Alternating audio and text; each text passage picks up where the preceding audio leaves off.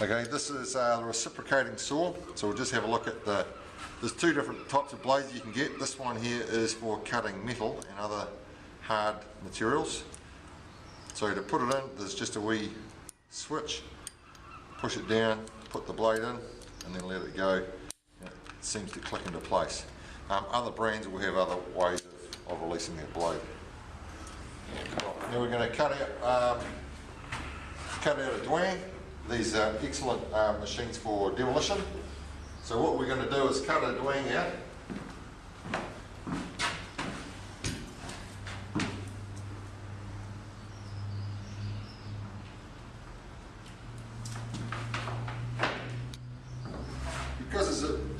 Because it's a big heavy machine, it's very powerful.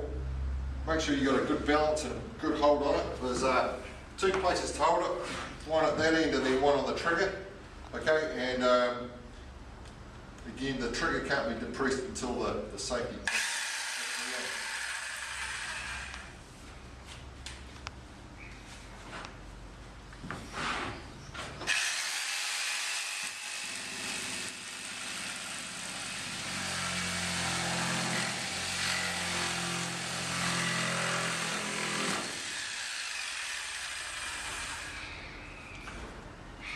The base of the machine has to be hard against the timber at all times, otherwise the machine will actually jump around.